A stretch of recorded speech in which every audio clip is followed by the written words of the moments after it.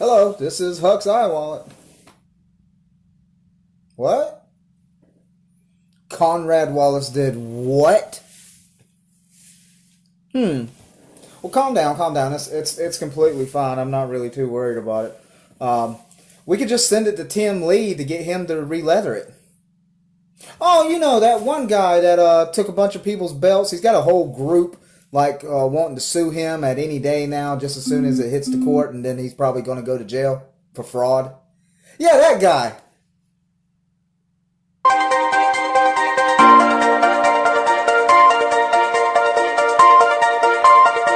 Audio Jungle.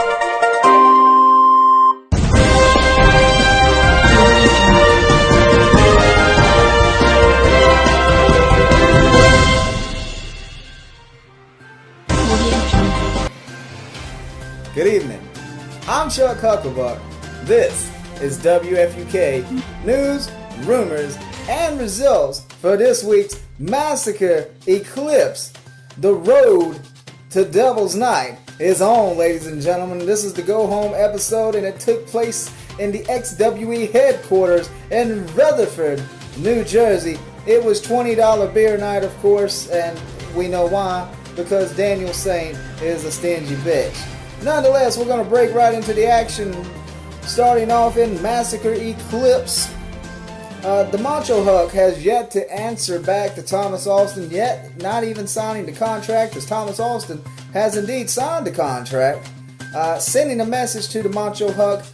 We've tried to reach out to the Macho Huck for any type of word, but however, he has not contacted us back, leaving many wondering the jeopardy of even the match. Perhaps the Macho Huck just has so much going on and nobody around here to help him that, you know, he's just too busy busting his ass to get in contact with anyone, which makes total fucking sense, because who needs help in life when you're in control of 70-something odd people? Next, the opening match was Max Davis taking on BZ Badass in what was a pretty outstanding match, ladies and gentlemen. Max Davis heading into that X Division 8-way match, ladder match for the X Division Championship, taking on BZ Badass, who would be defending his Intercontinental Championship this coming Devil's Night. Many speculations I want to add here is that the order is sus to be Max Davis's real-life father. We have yet to get a DNA test. However, nonetheless, of all the drama, BZ Badass pulls off the victory. He moves on into Devil's Night with plenty of momentum. And it's now being said that if Paul Coles can make it past the race in the night, he will now be facing Paul Coles. And Doomsayer, if Paul Coles cannot make it, he will be facing this Doomsayer. Next, it was a singles match between Glenn Sexton taking on Johnny Christ, baby, the Eclipse champion. One man, of course, Glenn Sexton, heading in also to that X Division 8-man championship match. The other being the Eclipse champion, who was supposed to be set to defend against Indra Jae, the Game Changer, and the Unfiltered Animal. We have still not heard anything from the Unfiltered Animal. We're not sure if he's even going to show up. We shall see. However, this match turned into a bit of a disaster as Blake Buchanan, the X Division champion, who has this is going to aggravate me so badly. Who is Blake Buchanan, who there she is. Stop texting me.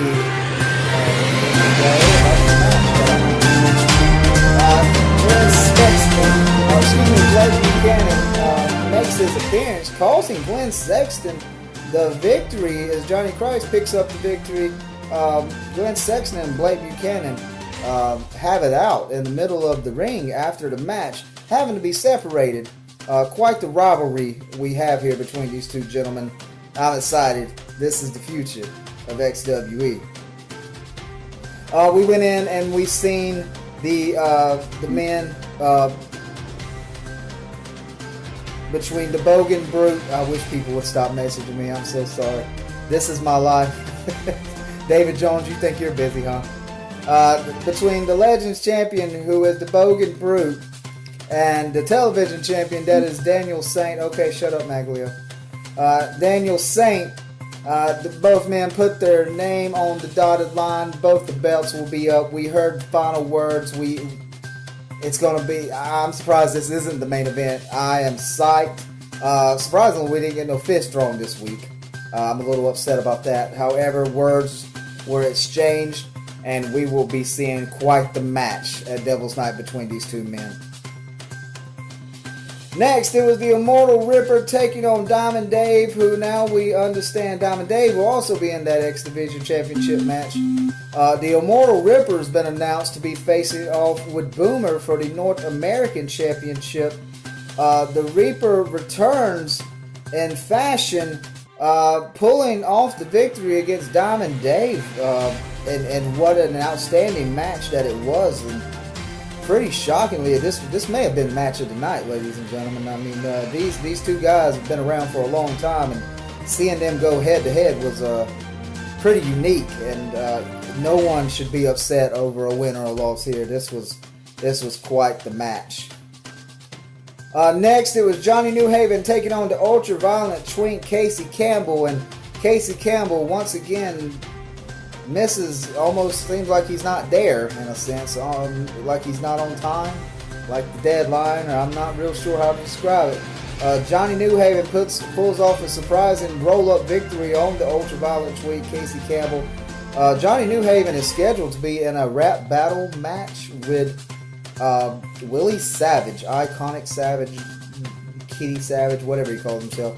Casey Campbell is heading into an ultraviolet championship match with Jack Arson and Adam Hawkins, which is let's hope he comes to fight, because God knows the kid has everything in his arsenal to pull this off. So I'm pulling for him.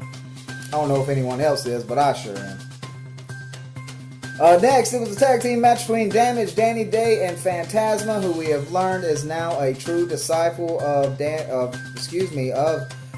Phantasma. Damage Danny Day joining by the side of Phantasma. Phantasma announcing he's taking her under his wing.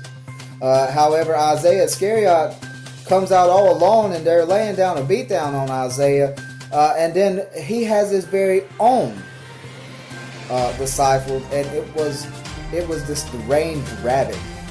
And I don't mean Onion's rabbit. This was way different, and it was unique, and it tried to take Damage Danny Day away, allowing Isaiah to pick up the roll-up victory there over Phantasma. Isaiah disappearing shortly after as the rabbit. Its name is Oof, I believe, or Olaf, I want to say.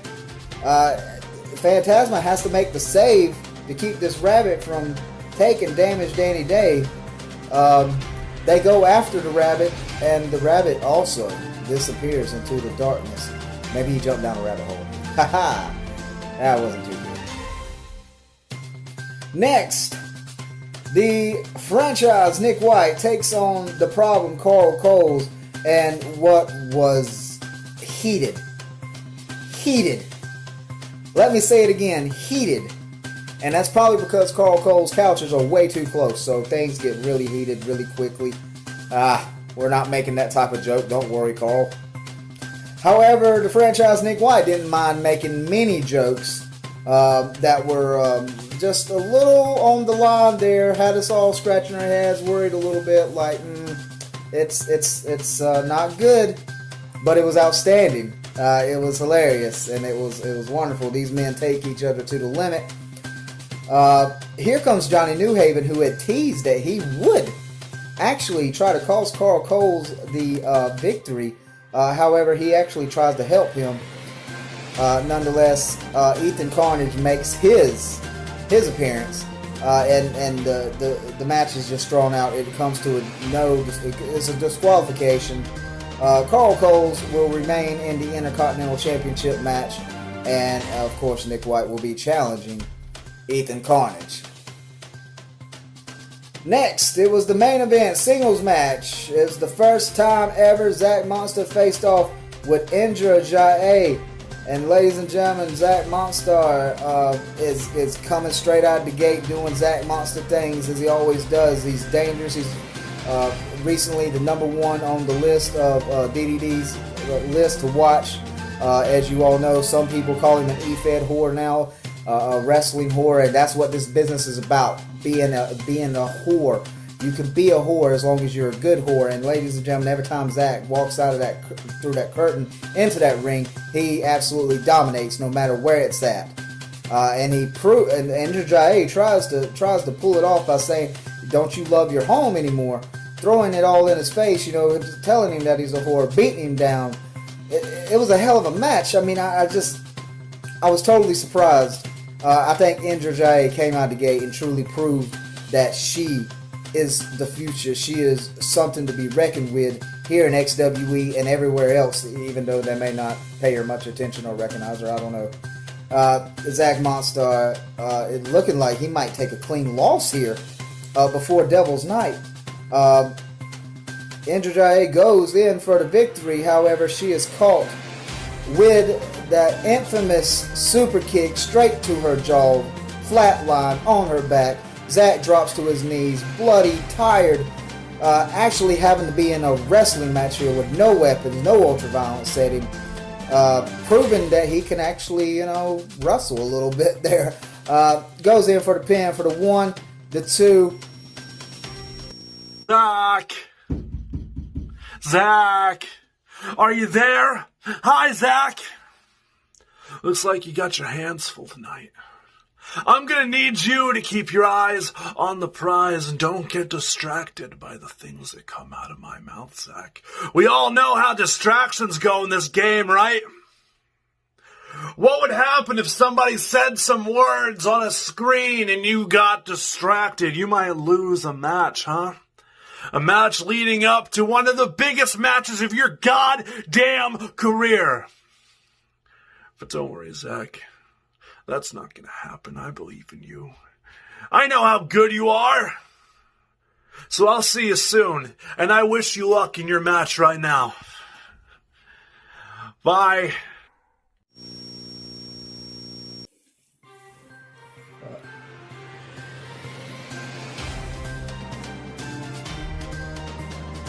Ladies and gentlemen, it would appear that Joey Taylor made his presence one last time. We come back and out of blackness, and Zach Monstar is on his back with Indra Jai laying over him with an arm over him. The referee counts 1, 2, 3, and Indra Jai picks up the victory. I don't know what setting that will now have for her going into Devil's Night with Johnny Christ, or how Zach Monstar is going to be taking Joey Taylor now, but I would say not likely. Joey Taylor stands at the end of the ramp as Indra manages to roll out and make her way backstage with this clean victory, apparently, or somewhat clean victory. Zach Monstar manages to come to his senses and stares up at Joey Taylor as Joey gives him the evil smile and the hand. Zach Monstar grits his teeth as we get the credits and we close the Massacre Eclipse. This has set such an amazing event for Devil's Night, and I could not wait to see Joey Taylor and Zach Monstar after their glorified hypes, especially in another organization, but however, we won't go into that. For Massacre and Eclipse results, ladies and gentlemen, I've been Chuck Hucklebuck, and I leave you with this.